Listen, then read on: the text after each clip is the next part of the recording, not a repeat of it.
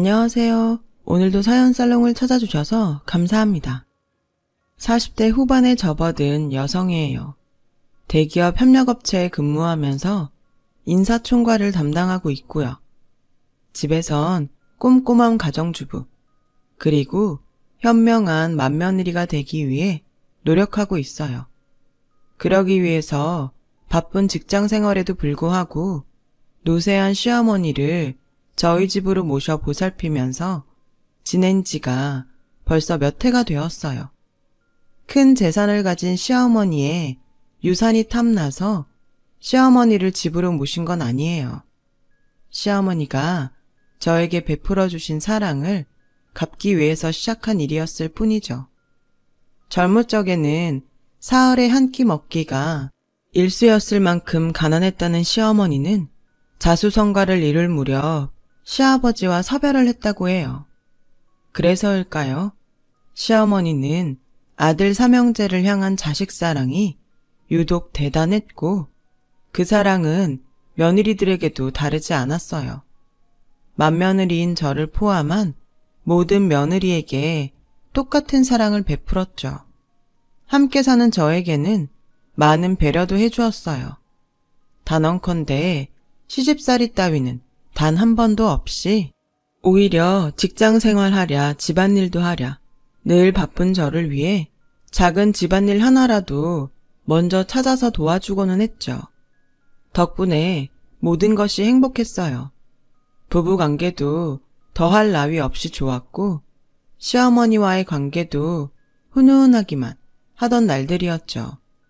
그러던 어느 날 건강검진을 받고 돌아온 시어머니의 표정이 무척이나 어두워 보였어요.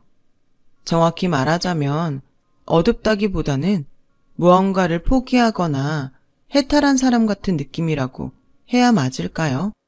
그런 시어머니의 모습이 걱정된 저는 애써 밝게 물어봤죠.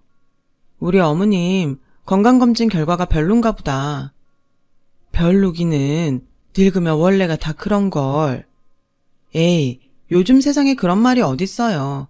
의학이 얼마나 발전했는데. 뭔데요? 당이 좀 있으신가? 아님 혈압? 내 가슴에서 혹이 발견됐다지 뭐니. 네? 혹이요? 아니, 어떻게 양성이래요? 가벼운 무록, 뭐 그런 거라죠? 그쵸? 검진한 의사 말로는 조직검사인지 뭔지를 해봐야 알겠다고 하더구나. 그럼 얼른 받아봐야죠. 아니다. 지금 당장 가봐요, 병원. 됐다. 뭐하러 그렇게까지. 원래가 나이를 먹으면 이 병 저 병 달고 사는 거야. 아니요. 안 됐어요. 됐을 리가 없잖아요. 어머님이 저한테 어떤 분인데. 옷 갈아입고 나오세요. 현관에서 기다릴게요. 자꾸 병원 안 간다 그러시면 저 삐져요. 저는 한사코 병원에 가지 않겠다고 만류하는 시어머니에게 철부지 딸내미처럼 응석을 부렸고 시어머니를 겨우겨우 설득한 끝에 병원으로 모셔 조직검사를 받을 수 있었죠. 조직검사로부터 며칠 뒤 의사의 공식적인 진단이 나왔어요. 어머니의 가슴에 자리 잡았다던 종양은 악성 종양, 유방암이었죠. 그 진단을 받는 순간 저는 하늘이 원망스럽더라고요. 신도 무심하시지. 세상에 악하고 나쁜 사람 널리고 널렸는데 왜 하필이면 선하디 선한 우리 시어머니일까? 가벼운 병이라고 해도 속이 미어지기는 마찬가지일 텐데 왜 하필 병 중에 제일 독한 병인 암일까 싶었어요. 하늘을 원망한 다음에는 저 스스로가 미워지더라고요. 암이면 암을 예견하는 징조 같은 것이 분명히 있었을 것인데 함께 살면서 심지어 현명한 맏며느리가 되겠다고 노력하는 주제에 그런 위험 신호를 전혀 눈치채지 못했으니까요. 하지만 시어머니 앞에서는 결코 내색할 수 없는 미움과 원망이었어요. 암 환자인 시어머니의 보호자 되는 입장이었으니까요. 보호자인 제가 무너지면 환자인 시어머니가 더 힘들어지잖아요. 그래서 마음을 단단히 잡았죠. 하늘이 두 쪽 나는 한이 있더라도 시어머니를 암으로부터 반드시 치료해 내겠다고 생각했어요. 그 와중에 다행스러운 소식도 있었죠. 유방암은 암 중에서 치료가 제일 용이한 암인데다가 시어머니가 막 암에 걸린 초기였던 거예요.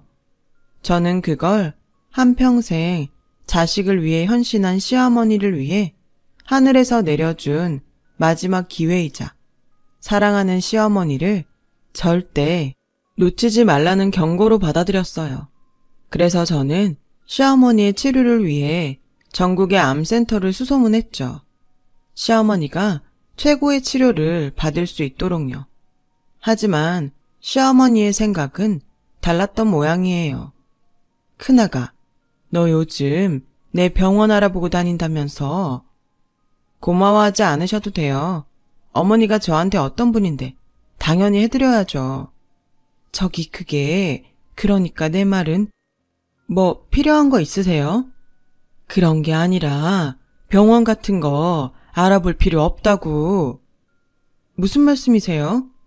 괜히 나 때문에 돈 쓰고 신경 쓰고 그러지 말라는 얘기야. 나 아니어도 많이 바쁘잖니. 세상 어느 며느리가 시어머니 편찮으신데 가만히 있어요. 전 그런 며느리 모르고 그런 며느리도 아니에요. 감기 정도여도 걱정인데 암이잖아요, 암. 이런데 어떻게 가만히 있어요. 그래도 난 치료 안 받을란다.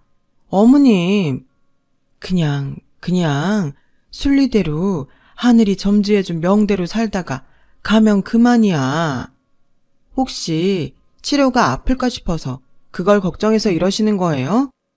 너랑 우리 자식들한테 짐이 될까봐 그게 싫은 거야. 그렇군요. 네, 알겠어요. 내 뜻대로 해주련? 당연히 아니죠. 죄송한데요, 어머님. 이번에는 어머님 뜻을 따를 수가 없어요. 전 반드시 어머니 치료할 겁니다. 그러지 말고 내 부탁 좀 들어줘. 유방암은요, 암 중에 제일 치료가 쉬운 병이에요. 거기다가 어머님은 지금 완전 초기라 치료만 잘 받으시면 완치 후 생존율이 98%까지 된다고요. 또 저랑 다 큰 자식들이 있는데 뭐가 걱정이세요? 제발요. 치료 잘 받은 다음에 저랑 자식들이랑 다 같이 천년만년 행복하게 살아요. 그날로 저는 시댁 식구 모두에게 시어머니의 병환 사실을 알렸고 시댁 식구들을 안심시킬 겸 다짐했어요. 무슨 일이 있어도 시어머니를 꼭 치료해 내겠다고요. 그렇게 얼마 지나지 않아 시어머니 치료에 제일 적합한 병원을 찾아내었지만 치료를 거부하는 시어머니의 뜻은 변하지 않았죠. 병원 가는 날마다 안방 문을 걸어 잠그기 일쑤였어요. 제가 아무리 부탁을 해도 시어머니는 늙으면 흙으로 돌아가는 것이 순리라는 대답만 할 뿐, 또 어느 날에는 제가 눈물로 호소를 해보아도 젊어서 먼저 떠난 영감, 혼자 하늘에서 외로울 테니 얼른 가서 만나련다. 그러는 사이 시어머니의 증세는 빠르게 악화되어 1기였던 암이 2기로 접어들기 시작했어요. 하루가 급한 상황이었죠. 그런데 설상가상 두 번째 악재가 터져 나오더라고요. 견물생심이라는 말이 있죠. 좋은 물건이나 많은 돈을 보면 사람은 누구나 욕심에 빠지게 된다는 뜻의 사자성어요. 늘 화목하고 평화롭던 시댁에 바로 그 견물생심이 들었어요. 치료를 거부하는 시어머니의 모습을 보며 작은 동서들이 시어머니가 남길 유산에 눈독을 들이기 시작한 것이죠. 제가 시어머니의 치료 설득에 정신이 없는 틈을 사서 견물생심에 눈이 먼 두 작은 동서는 이미 거액의 유산을 두고 암투를 벌이고 있더라고요. 더 큰 문제는 시어머니가 두 동서들의 유산 암투를 눈치채고 있었다는 것이었어요. 믿었던 작은 동서들이 돌변한 모습에 시어머니는 크게 상심했고 그럴수록 더 강하게 치료를 거부하고 나섰어요. 살아서 이 꼴을 보느니 차라리 얼른 죽어 사라지겠다면서요. 그 순간 저는 짐작했어요. 시어머니의 병세가 빠르게 악화되는 이유가 바로 상심으로 인한 마음의 병 때문이라는 짐작. 아니, 확신이었죠. 그렇게 확신한 저는 손윗동서 자격으로 유산에 눈이 멀어 암투를 벌이고 있는 두 작은 동서들을 불렀어요. 물론 남편들과 시어머니 몰래 마련한 자리였고요. 유산 암투를 중단시켜 시어머니의 마음의 병을 치료하려는 것이 첫 번째 목표였고, 두 작은 동서가 멀쩡히 살아계신 시어머니를 앞에 두고 벌이는 해괴한 짓거리를 그만두게 하려는 것이 두 번째 목표였어요. 남편들 몰래 이렇게 불러다 앉혀놓는 거 많이 불쾌하네요, 형님. 그래? 그러면 각자 남편들 대동하고 다시 모이지 뭐. 남편들 대동하기는 싫지? 각자 나서서 치료를 도와도 모자랄 판국에 유산 다툼부터 벌이는 거. 당연히 떳떳한 행동 아니라는 거. 그거 누구보다 동서들이 제일 잘 알고 있으니까. 아니야? 유산이 커서 욕심 생길 만하다는 건 인정하는데 그래도 이러면 안 되는 거잖아. 우리가 언제부터 돈 가지고 싸움질이나 해야 되는 집안이었다고. 그러면 형님은요? 형님도 다 바라는 거 있으니까 시어머니 치료하겠네 어쩌네 하면서 나서는 거잖아요. 차라리 우리처럼 솔직하긴 하던가요. 앞에서는 훌륭한 며느리인 척, 뒤에서 그 돈 독차지할 생각이나 하지 말고. 내가 돈 때문에 이러는 것 같아? 아닌가요? 우리 눈에는 그렇게 보이는데. 아니야. 난 우리 시어머니를 꼭 치료하고 싶어. 완치시켜서 하늘이 허락하는 만큼 천년만년 함께 행복하게 지내고 싶어. 그뿐이야. 아이고, 대갓집 며느님 납셨네. 열려면 세워드려요. 비꼬기는 그럼 약속 하나 할까? 믿지 못하겠으면 녹음을 해도 좋고 각서를 받아가도 좋아. 무슨 약속인데 그렇게까지? 유산 한 푼도 안 받을게. 그러자 두 동서는 서로를 향해 고개를 갸웃거리며 잠시 생각에 잠기더라고요. 이내 어리둥절하니 되묻더군요. 진심이에요? 진심이니까 각서를 받아가도 좋다는 거잖아. 대신 동서들도 유산에 눈독 들이지 마. 유산은 시어머니가 천수를 다 누리고 떠난 다음에 그때 얘기하는 게 도리고 순리야. 좋아요. 저희도 물어볼게요. 유산이 목적이 아니면 굳이 치료를 받지 않겠다는 사람을 두고 왜 그렇게까지 혼자 열심히 돌아다니는 건데요? 며느리도 자식이야. 그리고 시어머니 아직 살아계셔. 앞으로도 오래오래 살아계실 거고. 그리고 마지막으로 경고하는데 한 번만 더 유산 두고 싸움질이나 벌이고 그러면 그때는 지금처럼 좋게 좋게 얘기로 끝나는 일 같은 건 없을 거야. 당근과 채찍을 동시에 꺼내들며 두 작은 동서의 유산 암투를 진압하는 데 성공한 저는 그날 밤 잠을 청하는 시어머니 옆에 자리 잡고 누워 넌지시 물어봤어요. 제가 어떻게 해드리면 치료를 받겠냐고요. 한참을 말없이 잠만 청하던 시어머니는 저에게 한마디를 툭 던지고는 잠들었어요. 새댁일 적에 팥죽 한 그릇 먹어본 적이 있단다. 나이가 들어서 그런가? 이제는 어디서 어떻게 먹었는지도 가물가물한 팥죽이지만 맛은 분명하게 기억이 나. 참 달고 맛났지.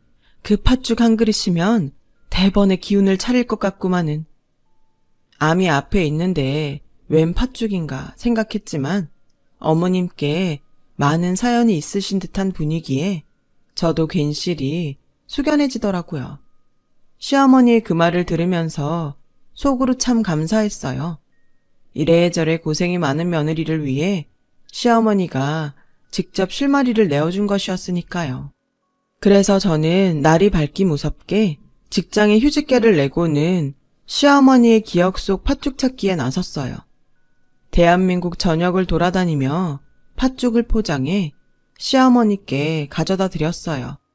70에 가까운 연세 동안 기억에 남을 정도로 맛있는 팥죽이라면 분명 대단한 맛집이라는 생각이었죠. 하지만 시어머니가 원하는 팥죽을 좀처럼 찾을 수는 없었고 저는 아무래도 포장이라 맛이 떨어지나 하는 고민에 빠져들었죠. 포장이라 맛이 떨어질 거라는 생각은 시어머니도 마찬가지였던 모양이에요. 시어머니가 저의 팥죽 탐방기를 함께하기 시작했거든요. 병세가 조금 더 악화된 몸에도 불구하고 추억의 팥죽을 찾아 조선 팔도를 떠도는 시어머니의 표정은 소녀처럼 밝았어요. 저는 그런 시어머니를 위해 마침 휴직 중이던 의사친구를 시어머니 옆에 꼭 붙여둔 채로 동행길에 나섰죠. 시어머니의 건강을 돌보게 하는 한편으로 희망에 부풀었어요. 오래지 않아 시어머니 추억의 팥죽을 찾고 치료도 시작할 수 있으리라는 희망이었어요. 하지만 여기도 입에 안 맞나 보다. 그쵸? 그러게나 말이다. 팥죽 맛이 영. 어떻게 아닌데요? 맛이야 있지. 있는데 내가 찾는 그 맛이 아니야. 정말 기억이 잘 안 나세요? 작은 단서 하나라도요. 어디 근처라든지 하는. 가물가물해. 겨울인 것 같기도 하고 여름인 것 같기도 하고 나이 먹으면 다 그렇다지만서도 이럴 때는 참 속이 상하네. 괜찮아요. 금방 찾겠죠. 이만큼 돌아다녀서 없으면 없는 거겠지. 나 때문에 괜히 더 고생하지 말고 여기까지만 하자꾸나. 제가 고생하는 것처럼 보여요? 정말로? 운전하느라 피곤하지 않니? 전혀요. 저 지금 되게 행복해요. 어머님이랑 이렇게 함께 할 수 있어서. 그니까 어머님도 포기하지 마세요.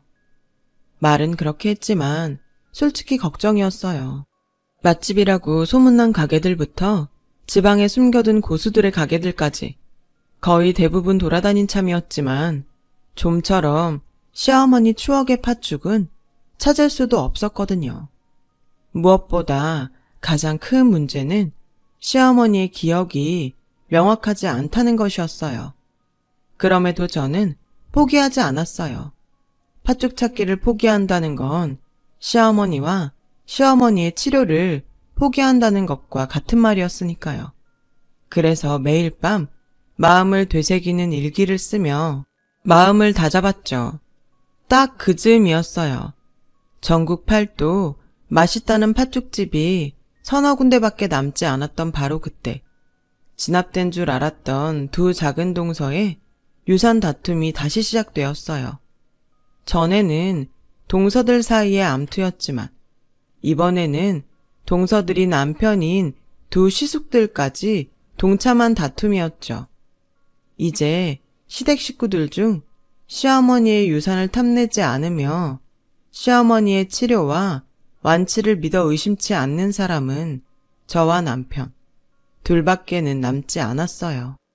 상황이 그렇게 되자 저와 남편이 아무리 꾸짖고 다그쳐봤자 유산 다툼은 좀처럼 진정되지가 않았죠.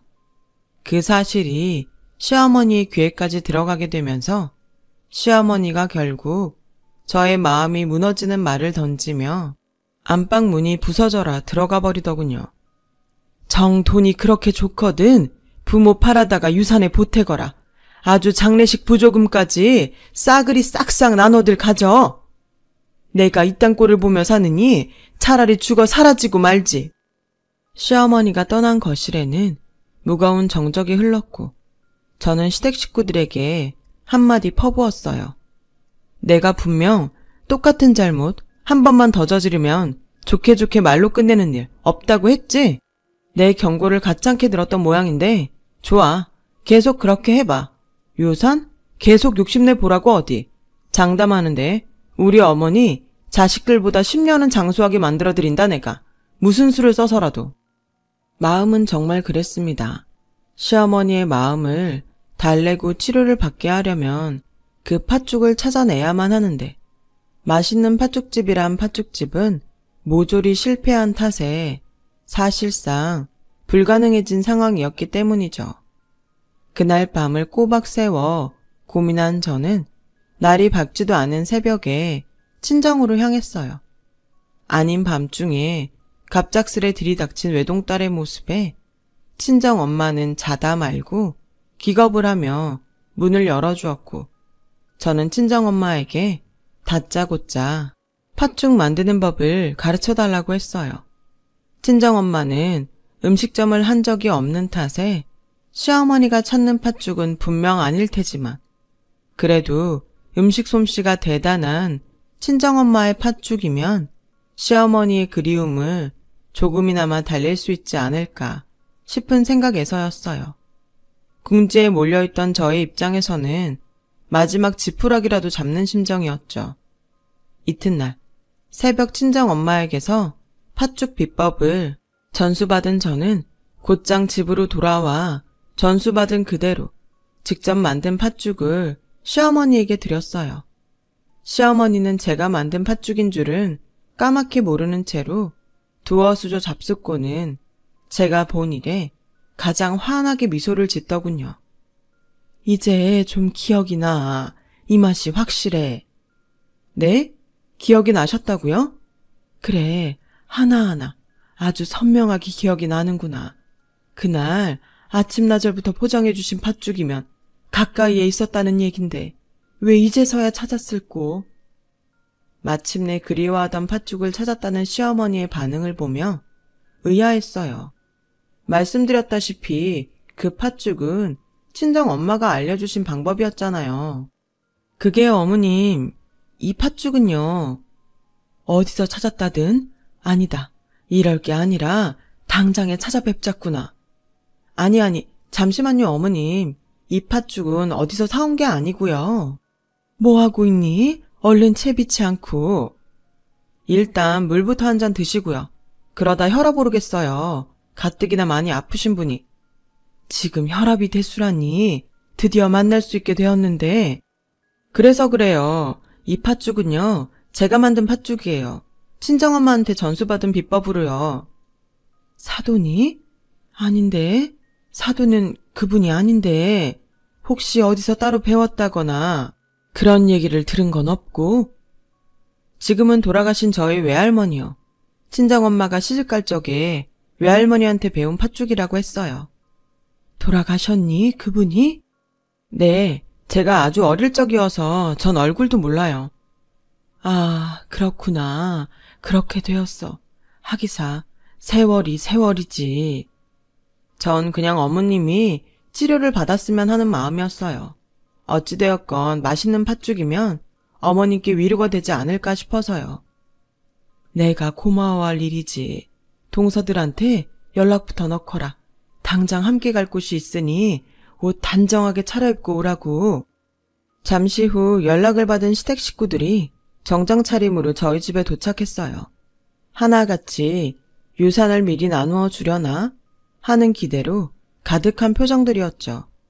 시댁 식구들이 도착하기 무섭게 안방에서 나오는 시어머니의 모습을 보며 저 또한 어리둥절해졌어요. 시어머니가 어느새 옷을 아주 반듯하게 차려입은 모습이었거든요. 어머니는 제가 무슨 일인지 물을 겨를도 없이 저를 앞장 세워 길을 떠났죠.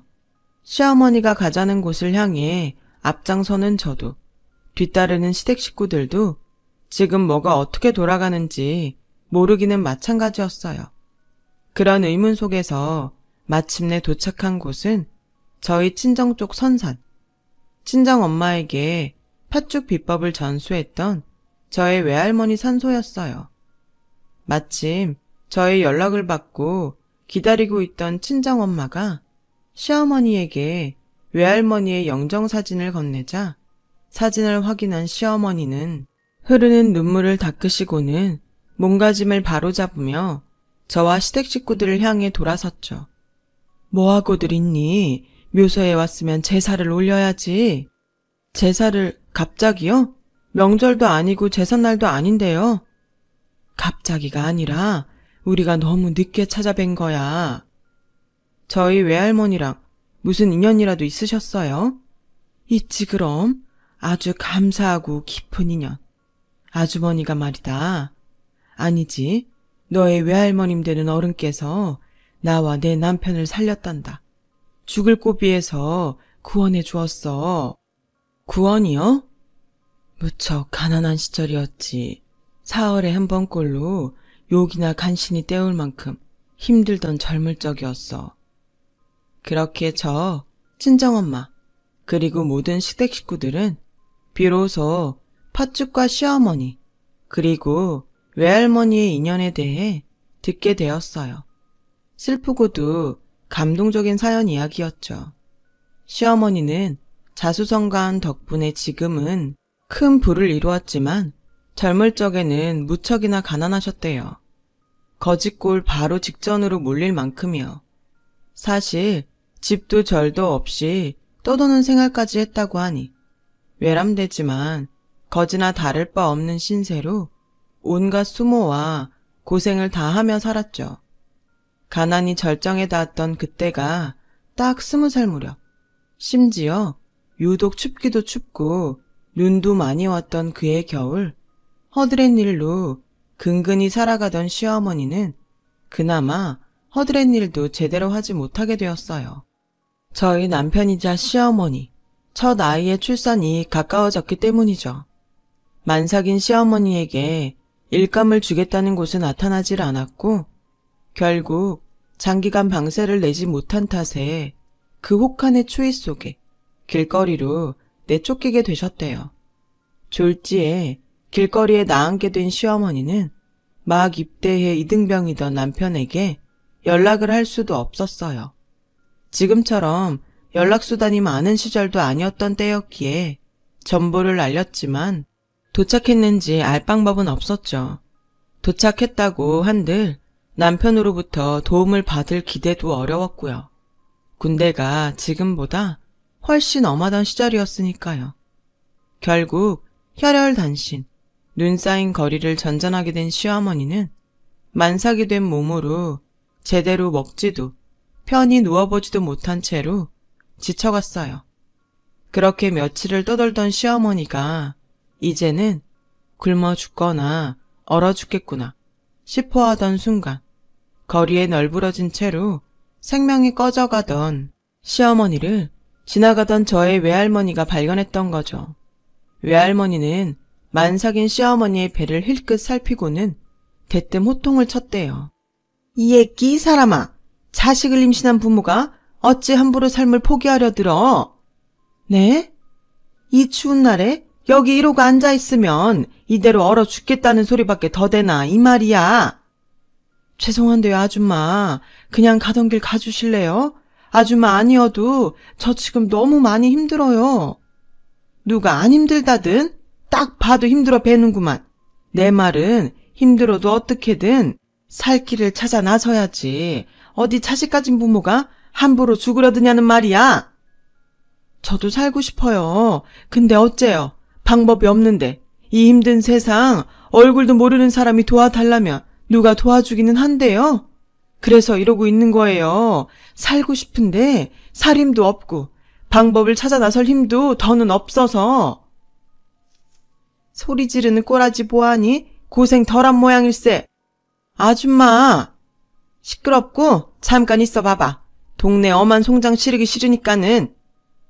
그렇게 급히 자리를 뜬 외할머니가 무언가를 들고 돌아와 시어머니에게 건넸다더라고요. 시어머니가 세월에 떠밀려 기억도 제대로 못하면서 평생을 그리워하던 바로 그 팥죽 한 그릇, 그리고 며칠 여관에서 머무를 수 있는 돈이었죠. 그날 시어머니는 따끈따끈 김이 모락모락 피어오르는 팥죽 한 그릇에 기운을 차렸고 덕분에 되찾은 기운과 외할머니가 남긴 돈으로 여관에서 머물며 삶의 의지를 되찾아 자수성가한 지금에 이를 수 있었다고 해요. 과거의 사연을 시댁 식구들에게 들려준 시어머니의 눈에서는 눈물이 흐르고 있었고 저는 그런 시어머니와 교감을 나누었어요. 그런 일이 있었군요. 저희 외할머니가 말과 행동이 좀 거칠긴 해도 마음 씀씀이는 진국인 분이었다고 들었는데 정말 그랬던 모양이에요. 당연하지. 짧은 인연이었지만 분명 좋은 분이었어. 덕분에 나도 이렇게 살았고 네 남편도 무사히 낳을 수 있었잖니. 그렇게 감사한 은인인데 생전에 찾아뵈었으면 참 좋았을 것을. 먹고 살기 힘들다는 이유에 또 나이 탓이나 해가면서 잊고 지낸 죄를 어찌 갚으면 좋을꼬. 이렇게 다시 만났잖아요. 외할머니도 되게 반가워할 거예요. 그렇겠지? 내 정신 좀 보게. 오자마자 인사부터 올렸어야 할걸.